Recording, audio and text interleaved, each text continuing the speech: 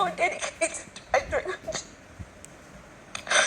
She started working for the company when she was 18. I think 21 or somewhere there. So it was very bad. So today was filled with a whole lot of emotions, like crying everywhere. A lot of people were crying. Then those that were not crying, they were also very emotional. Their voices were shaking.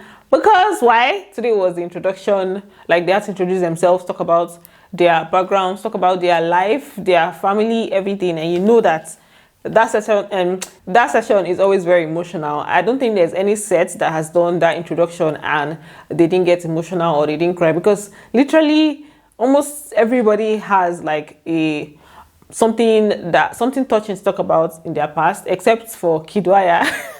But apart from that, a lot of people get what they call it, emotional during their introduction session. So I'm just going to talk about that, but that will be towards the end of the video, because that session, it takes so long. So let's just leave that for the towards the end of the video. If you're new to my channel, please go to subscribe, turn on your post notifications so that I can get notified each time I post a brand new video. I tell you guys I'm going to be bringing updates back to back, even though it has been quite difficult. And yes, I found a place to watch, you guys. I found a place to watch. It's not fully reliable, but you know, that's just what is available for now. There's a place where you can live stream, and I don't know if it's something I can just share here. If you're interested, you can send me a DM on Instagram, anytime, then I'll send you the link to where you can find it. There's a free version, there's a page. In fact, it's a long thing, so just send me a DM on Instagram, because I cannot just post the link here before they'll go and block.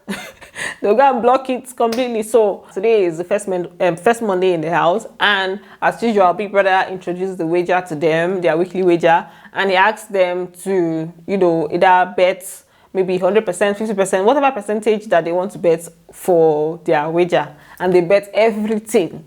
The full 100% of their wager, they bet it, like, so meaning that if they lose their wager for this week, they're not going to have food for next week. So they have mind though.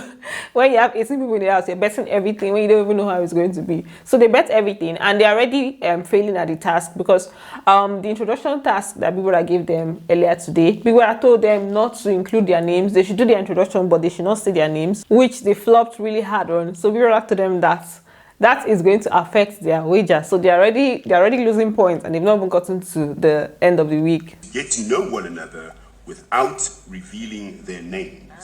You have failed to carry this out successfully. This will definitely affect your wager.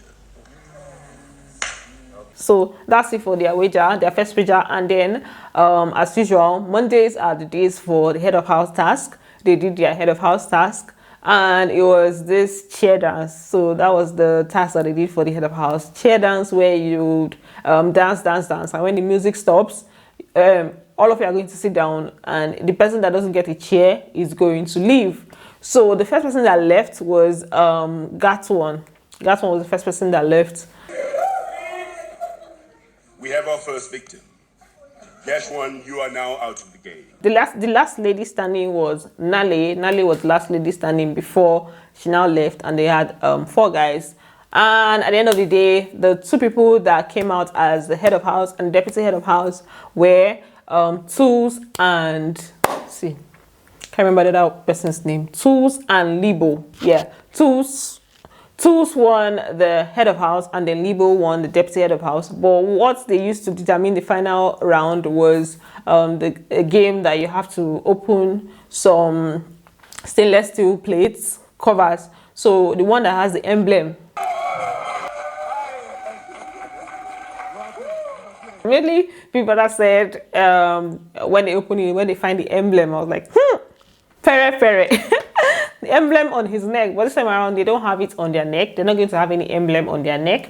They are going to have a badge that they are going to wear with their name tags, with their belts. Yes, they've given them their name tags, so I forgot to mention that yesterday they did not have their name tags on their microphones, their belts, their waist belts. They didn't have the name tags.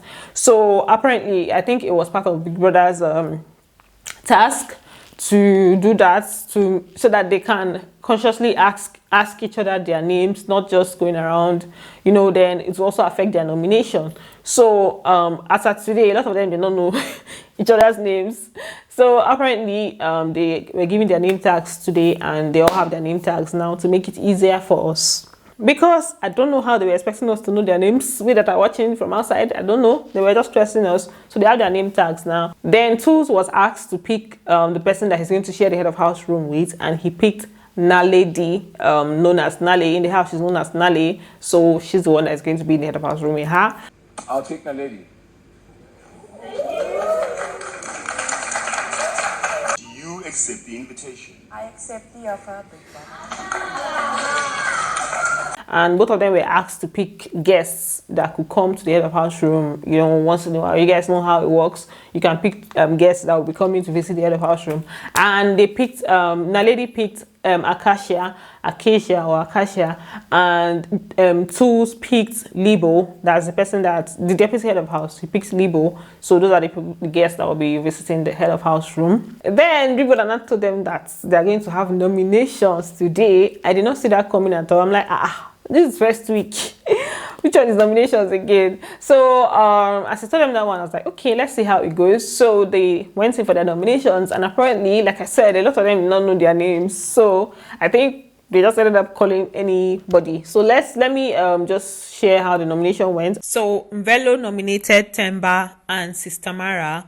Acacia nominated Tato and Norman. Zeno nominated Dinky Blaze and Yuli. Nale nominated QV and Mvelo. BU nominated QV and Gashwan. QV nominated Libo and Tato. Gashwan nominated Temba and BU. Venus nominated Mfo and Norman. Norman nominated Mvelo and Temba. Tato nominated Acacia and Mfo. Temba nominated Gashwan and Sister Mara. Mfo nominated Venus and QV. Sister Mara nominated Mvelo and Norman. Yoli nominated Gashwan and Venus. Tulz nominated Yoli and Acacia. Terry nominated Temba and QV. Libo nominated Dinky Blaze and QV. Dinky Blaze nominated Acacia and Nale. So that's how the nomination process went. QV. What did QV do to these people? They're just calling her up and down. So I didn't expect it. I think maybe it's because that's just the name that they know. Like you know, say they know to know their names like right now. So any name that comes to their head is who they're going to call. Then another person that was nominated a lot was Temba. I'm not shocked about that one because Temba has been he has been giving them headache already. Like earlier today, he even he had like a brief altercation with Acacia. I did not capture it because it was very sharp. So it was just like when they were doing their introduction, she was over. Nah, Acacia's introduction was very, very, very long. Then when another person now started telling their own story, she also had something to say inside the person's story. So her own she now still came back. It was like they were going back to her. Like she spent so much time talking. So I don't actually blame Temba for like gingering her because she was really spending making us spend a lot of time on her matter. So that's how they just had like a brief altercation, but I didn't capture it. So sorry. Then after the nominations, people told them that nominations are in and that the head of house is immune obviously from the nominations, but every other person should be ready because any of them could be up for possible eviction in the weekend. He did not tell them after the nomination session. He did not tell any of them. He didn't tell them the people that will be up for possible eviction. He just said that he has gotten the results and then all of them should prepare their minds. So everybody's heart is going to be up till Sunday. But it happens that this is a fake nomination process. That's what I saw on Twitter. I didn't actually hear Big Brother or the host saying it, but I saw a message on Twitter that Big Brother said that it's going to be a fake. That is a fake nomination, so nobody's going to go home because I actually feel it's really early and they don't even know themselves at all. So the nomination will be sketchy. So this one is just to shake the house a little. So that's it. Like it's good that he didn't even let them know who nominated who because for just this somehow. And then about the introductions that he did, I'm just going to briefly talk about it because it's usually a long session and it's not something I can really talk about. A lot of people had touching stories. They mentioned that most of them were raised by their mothers, like their mothers were the main pillar of the houses. Most of them were raised by their mothers, so it made them emotional. And then I think the one person that was raised by her dad is, what's her name? I keep forgetting some people's names. Yoli. So Yoli was raised by her dad. She was like, she has been listening to everybody's story, and then hers is a little bit different. That she was raised by her dad, so she was bringing in a different energy. Yeah, it's been a reason for me staying single and choosing to stay single until I find the energy that matches me first. I see your energy first before I see your body, your mind, your spirit. I have that innate ability to see your soul first. He taught her something different, like just being strong, having high expectations from, like, you know, men out there and stuff. So apparently she brought in different energy. The rest of them talked about being raised by their mom, and this guy is half Nigerian and half South African. What's his name? Zeno's dad is a Nigerian, his mom is a South African, so Igbo to be precise. And he mentioned that he was also mainly brought up financially by the mom. The mom was the one that was really providing. That the dad, it was difficult for him to find a good job in South Africa as a Nigerian and everything. So it was the mom that was doing more of the, you know, financial, you know, stuff in the house. That made him like feel some type of way when he was little about his dad, resenting his dad and everything. That's it for his own story. Then Venus was the one that was she also shared a very touching story. She talked about how she got her child.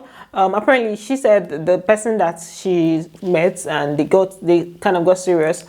She told the guy that she wasn't ready to have children, that she has a lot to pursue her dreams and everything, and the guy said okay. Oh, she thought that okay, you know, they've accepted, they're on the same page and everything, only for like the guy now said that he had a vasectomy, so he cannot have children. So she obviously now, you know, that trust in the fact that nothing can happen there, only for her to get pregnant like down the line. And then he tells me that he's had a vasectomy and can't have children. And then a month later, I was pregnant. And yo, that's a huge lie, like really huge lie. That's crazy. But she said the guy is still a good father. He has taken care of the child, obviously, because he wanted the child and everything. So then Sister Mara shared her story, his story to be precise. Actually, he said that he doesn't conform to the whole gender stuff, so you can he identifies as both male, female, anyhow you want to address him, you can address him. So but I think I'll be addressing him more as a guy here, because that's the thing that's going to come to my head naturally. So but sometimes I can use she.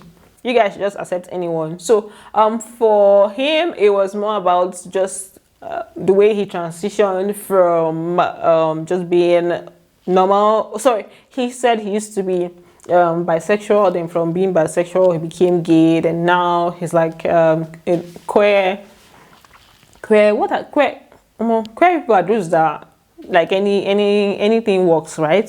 So I think that's okay. Then he also said obviously that it was difficult for him to be accepted, that he himself and his mom, they have the worst relationship until I got to a point where I think I just wanted to be seen for who I am.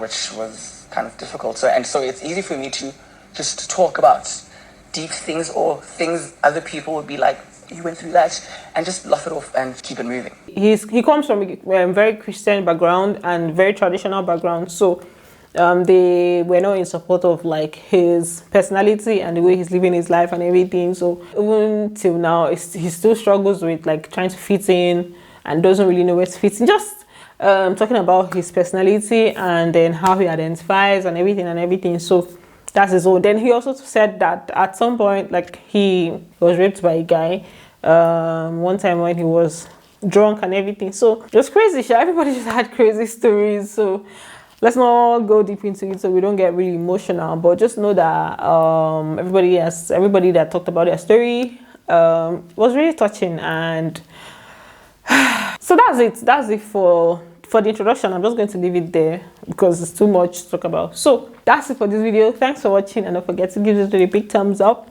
and I'm going to see you in my next video. Bye. Love you.